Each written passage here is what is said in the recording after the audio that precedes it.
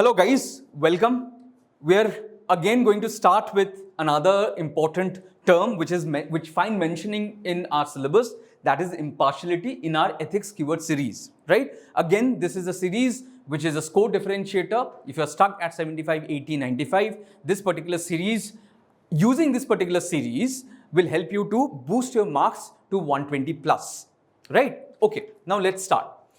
Today we are going to discuss impartiality, right? Now, impartiality can be described as a principles that decisions ought to be based on objective criteria. Now, this is very important, that whatever the decision is, right, it has to be based on objective criteria, and it's devoid of what? It is devoid of bias, prejudice, preferring to benefit one person over another for improper reasons, right?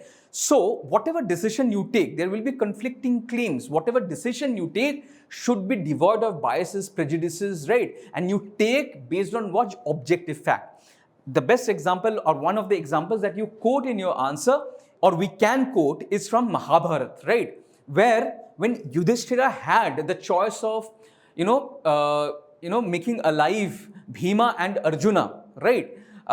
He chose whom? He chose Nakula, who was son of Madri, because Yudhishthira himself was a son of Kunti, and he thought that he demonstrated this impartiality by prioritizing justice, by making sure that another son of Madri be alive. So he chose Nakula, right? He chose justice over personal interest. He could have chosen Bhima, he could have chosen Arjuna, because they were fierce warriors, right? But he chose to go with justice. Now let's understand the definition of this particular term, right? And this is the definition which we can quote in the answer. Impartiality is the moral imperative, right? This is a very important word, right? Impartiality is a moral imperative requiring that conflicting claims, as I have said, conflicting claims be evaluated without prejudice or bias. Now, what does it mean? What is moral imperative? Moral imperative means it is a must. It is an ethical must. It is something which is rooted in goodness, right? Then you have to do what? You have to choose. You have to make a decision, right? Impartiality is a moral imperative. You have to take a decision, right? Based on what? Not your personal biases, not your prejudices, not your likes or dislikes, but strictly limiting yourself to what? Facts, right? To what? To objectives, right? And this particular term impartiality finds a very close resemblance to what? To the term samatva. Samatva. It is an Sanskrit term which means it denotes a state where a practitioner remains balanced regardless of external stimuli or internal predisposition, right? External stimuli or your internal predisposition. Internal predisposition means that your value system, right? Your biases, right? Your biases, right? Or your value system, right? Right. And external stimuli means pressure, political pressure. It can be any pressure, ideological pressure, political pressure, right? Right. So, samatva, which is a close parallel term to impartiality, which you can again quote this, is nothing but a practitioner remains balanced regardless of what? External stimuli or external pressure and internal predisposition. That is his own value system, his own biases, his own prejudices. Okay guys, now let's understand philosophical foundation of impartiality, right? And one of the most important or influential modern framework for impartiality is John Rawls's justice as fairness. It is John Rawls's justice as fairness. Now he gives two concepts. What are the concepts? One is original position, the other is veil of ignorance, and we will understand both of them. Original position is nothing but it's a where it's a hypothetical situation where people design society without knowing their future status, right? They don't know what they are going to be, where they're going to be situated in that particular society. They don't know where, in which locality they are going to be born in. They're going to be rich, poor, etc., etc. So they design that particular society based on knowing that, I don't know where I will be situated, so I'll be designing the best society wherever I'm situated in. It will be best for me. So that is your original position. It's a hypothetical situation, right? The second concept is what? The second concept is your veil of ignorance. Now, veil of ignorance means what? During in your stay at original position and hypothetical situation, right?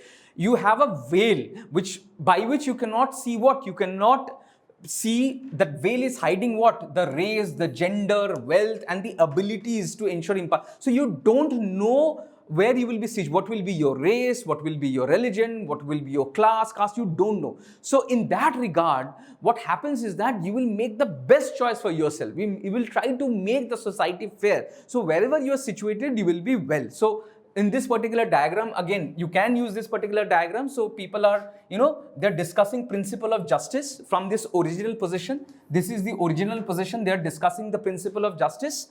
And this is the veil of ignorance, right? So they don't know about what? They don't know about the social class, race, ethnicity, gender, talents, what talent they might have, right? Wealth, religion, they don't know anything. And because they don't know anything, right? So this particular veil removes what? They removes bias and self-interest, promotes impartiality, leads to fair principles, right? So people will choose what? People will choose principles that protect the least advantage and ensure equality. Now we have understood what impartiality is. Now we have to understand what are the opposites of impartiality. So it is your biases and bounded ethicality, right? Biases we have understood, and we'll see also what are the biases, kind of biases.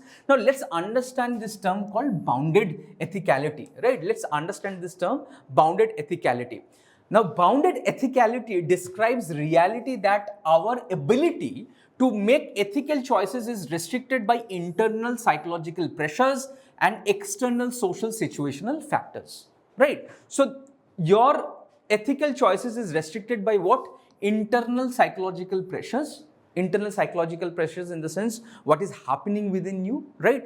Those, as we've discussed previously, right? Your prejudices, your biases, and external social situational factors. That's political pressure, right? External stimuli, remember, external stimuli, right? These are the two things which is restricting your ability to make a fair choice, right? It is restricting your ability to make a fair choice.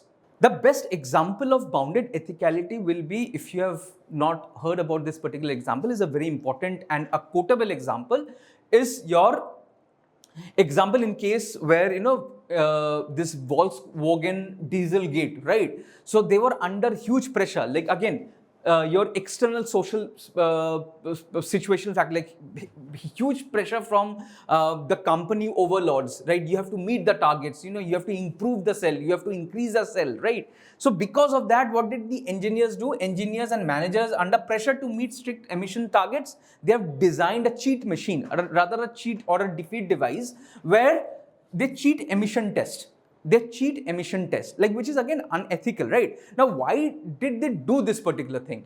They did this because of what? Because of this external pressure, this huge pressure that has been put on them, right? If you don't increase the cell, you will be fired, of that sort, right? So what bounds their choice? Like, they did not have a room to make an ethical choice, like, because they were bounded by what? They were bounded by intense performance pressure, organizational culture, like fear of failure, group conformity, normalization of divines, right? Like, if it's okay to deviate a bit, it's okay. That is normalization of divines, right? So it's okay, like, it's okay, like, we'll just do it for 1 year or 2 years, then later it will be okay, right? But it's not okay, right? It's not okay. So again, bounded ethicality compromise your ability to do what? Compromise your ability to make fair choice, to make what? To make ethical choices. That is what? That is opposite to what? That is opposite to impartiality. Remember that. Okay, now it is very important to understand the types of biases. One of the most important types of bias is implicit bias, right? And we can use this kind of arguments in our answer. What helps or what deters us to take a proper decision, or deters or stops us from taking an ethical decision? One of the biases is implicit bias. What is implicit bias? It's a deep-seated unconscious attitudes or stereotypes. It is within you. You don't realize it, but it is very deep-seated. The best example would be, if you remember, if you had heard about denotified tribes, right? Police unconsciously profiling denotified tribes. This is the first thing. Second is, if you see number of prisoners, like the proportion of SC, ST and OBCs in the prison is much higher, right, than the others, right? So these are what? This shows this implicit bias within us, right? What is the second kind of bias? The second kind of bias is again a very dangerous one. This is the in-group and out-group phenomena. Now, what is an in-group and out-group phenomena? Let's understand.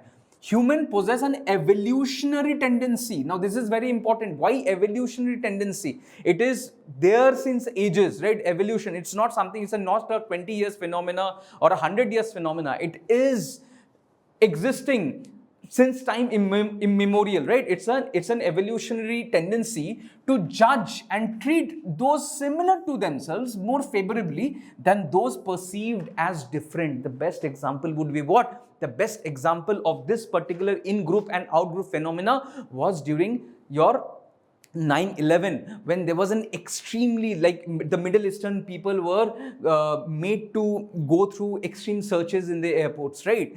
So again, this is an example. So they were profiled. They were profiled in the sense they were seen as a threat. They were seen as a threat because they look different. They are different. So they were seen as what? They were seen as an out group. They were seen as an out group, not within our domain, right? Outside the so-called the so-called Caucasian male domain, right?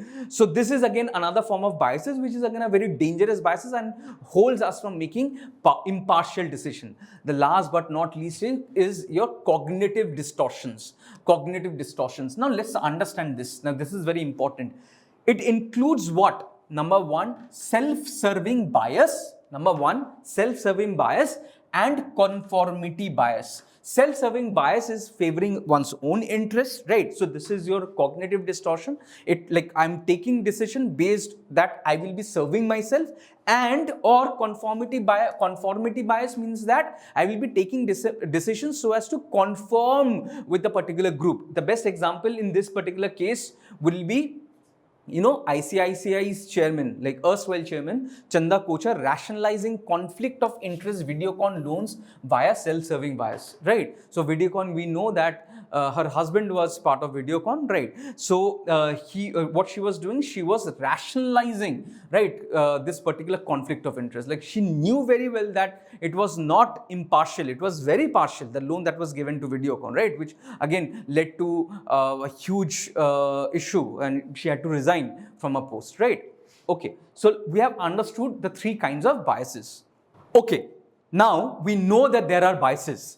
Then how to fight these biases? Now this is again important when we'll be writing answers, right? And if the question asks that, human are nothing but summation of biases, but that does not mean that we cannot make impartial decision. We have to make impartial decision. So how to fight these biases? Now we have to fight these biases on two levels, on an institutional level and obviously on a personal level. Now in case of institutional level, let's understand. So the first thing is in case of institutional safeguards, the first thing is recusal, right? So recusal means that, you see, I'm stepping down from taking any decision. The best example will be in case of Bela Trivedi, who was a Supreme Court judge who stepped down in case of what? In case of the Bilkis Bano case, because probably it would go to the people that she cannot take impartial decision, right? And the best thing is that I will recuse myself. And we have seen countless number of judges who have recused herself or himself, right? The second is the gatekeepers. The moment somebody has recused, for example, whoever it is, somebody has recused himself or herself, then there should be a third party who manage the recused process. There should be a third party who manage the recused process, right? For example, if I'm not taking a decision, right, then that particular, not somebody from that particular institution, somebody from outside who comes and manage that particular process, entire process, right? The best example will be independent external monitors overseeing PSU tenders following official recusal. A particular official, let's say for example, in case of ONGC chairperson has, let's say, recused himself from making some auction, or Coal India Limited, he has recused himself from the entire auction process, but not somebody from Coal India will come and conduct this particular auction? It will be whom? It will be an independent external monitor who comes and manages this entire, auction process, right? So this is how you maintain what? You maintain the integrity of the institution. You maintain what? You maintain the so-called quality of decision making, right? Now this is on an institutional level. Let's understand on personal level. In case of personal level, the one person who comes to mind is none other than James Rest, right? James Rest. Now James Rest has given 4 steps for making ethical decision. He has given 4 steps to make ethical decision. Now let's understand the 4 steps. Okay guys, now let's understand James Rest's 4 steps of ethical action. The first step, it begins with what? It begins with moral awareness. It begins with moral awareness. That is, you stop yourself, you pause, reflect, see the ethical issue, right? That is, even if you don't identify whether it's an ethical issue or not, then the rest of the step does not begin, right? So you have to pause yourself and understand, is there an ethicality to this particular issue? If there is, then you pause yourself, right? You don't succumb to what? You don't succumb to ethical fading. What is ethical fading? Ethical fading means nothing but, you're putting ethics in the backstage, or you're sacrificing ethics at the altar of targets, efficiency, etc., right? So you don't succumb to ethical fading, and you choose to stop and think what? Think morally. This moral awareness is very important. The second thing is the ability to identify so just stopping and understanding yes, there is an ethical angle is not enough. You have to identify what? You have to identify a fair, rational and ethically defensible course of action. This is the most important thing, that you should have that kind of knowledge. You should have that kind of depth to identify, yes, there is an ethical issue over here, and there is an ethical or there is an ethical way out, right? It's a fair, rational, ethical, defensible course of action, right? So here what do? You think fairly. You think. So here your ability to find the correct choice is very important, right? Then third is what? Your moral intent. Just finding out the correct choice is not important, right? Or is not enough. You have to have what? You have to have the moral intent to choose that ethical option, right? You might choose that not so ethical option, right? Because that is easy. No, you have to have that moral intent to choose that, even if it's difficult. You have to make a choice of that particular ethical option over personal, political and institutional gain, right? This is the most difficult part, guys. This is the most difficult part because okay, this is a decision which I'm going to choose, will affect me personally, it will affect me professionally, it will affect me every way possible, right? But this is the right decision. This is something which, this is the intent that you show. This is the right decision I have to choose. Last but not least, again, in ethics is nothing but action. Right? It's moral action. Always it's moral action. The moment you have chosen the right path, then what do? You act upon it. And what is that ingredient which helps you to act upon it? Guys, the second video you have studied, courage of conviction, right? I will act upon it, right? So the courage to implement the ethical decisions despite pressure, opposition and risk, right? Act with courage, stand up, be fearless, right? So this is how you manage what? According to James Rest, this is how you manage your biases, your personal biases, right? What are the steps? Your moral awareness, your moral decision making, moral intent, and finally your moral action. The moment you give this pyramidal drawing and give this labeling, right? You elevate your marks from that 90, 95 to 120, 125.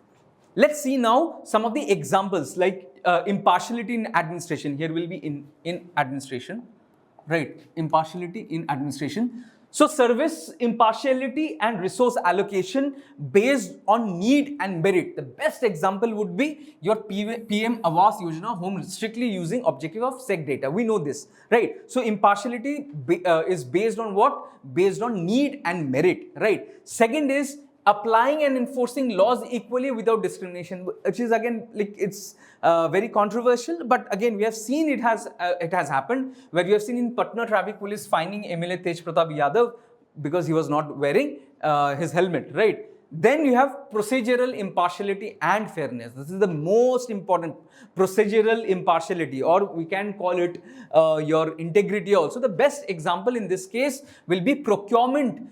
Procurement, whatever public procurement is done only via this GEM portal, right? This shows what? This ensures trust in public administration. This shows trust of the people, right? Then we have merit-based impartiality, and like we have recently seen that IS probationer Pooja Khitkar's candidature was taken away, right? Was cancelled because of what? Because she has produced fake certificates, right? Again, so merit-based impartiality, right?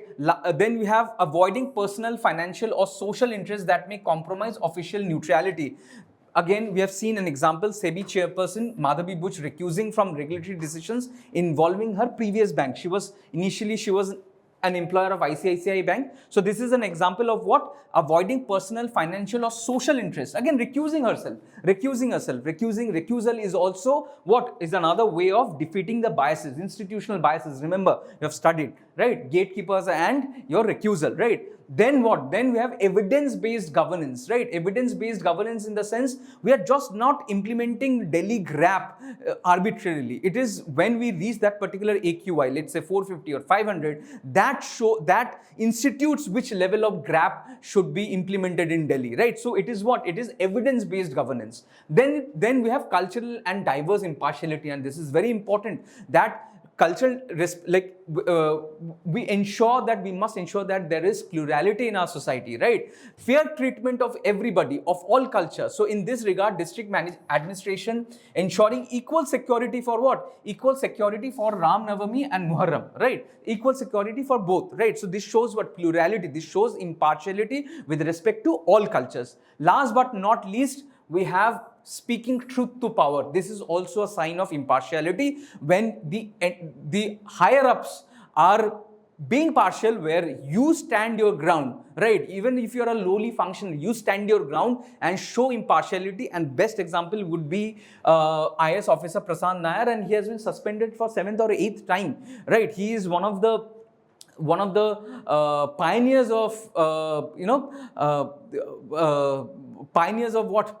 this Project Suleimani, right? So resisting political intimidation and demanding strict auditing of sitting MPs local area development MPLAT funds, right? He said that no, we have to strictly audit the MPLAT funds, right? And for that he was again given many punishment posts. He was transferred, and again he was suspended 7 to 8 times. Okay, now let's see some of the quotes. Auditur et altera pars, the other side shall be heard as well. Again, it is about impartiality. I will not just only be partial and hearing only one side. I will be hearing the other side as well. The other side shall be heard as well. It is said by whom? Seneca. Seneca was a Roman senator, right? And in his book called Media, he has written this particular phrase. We can mention auditur et altera pars. The other side shall be heard as well.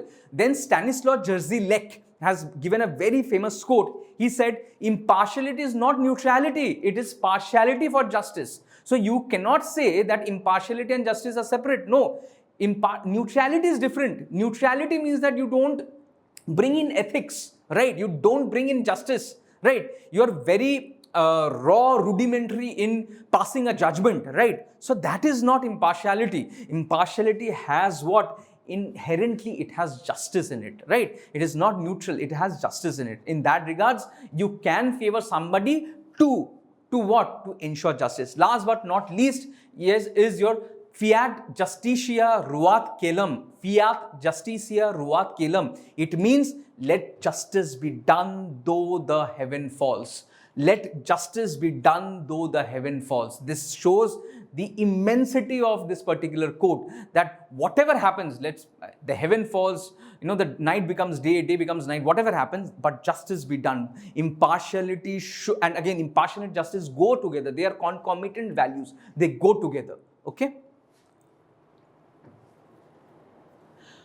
Let's see some questions, UPSC questions. In 2017, they have directly asked question on fairness and justice. Remember Rawls's concept of original position, right? Veil of ignorance. We can use that to answer this, justice and fairness, right? It's again an easy answer. right? Then again in 2021, should impartial and being non-partisan be considered as indispensable qualities to make successful civil servant? Of course they are, because what? So non-partisan we'll be discussing in the next video. Impartiality is important. Why? Impartiality is important because of what? Impartiality is important because justice is associated with impartiality, right? We see how impartiality helps you to take moral decisions, as we have seen, moral awareness to moral decision, right? Impartiality helps to ensure there is faith in the system, in the institutional system. We have seen how recusal helps to do what? Recusal helps to ensure dignity, integrity, probity of that particular system. So impartiality does help in what? It is an indispensable quality to make successful civil servant. And obviously, like, we will be discussing non-partisan in the next video. Okay, thank you guys.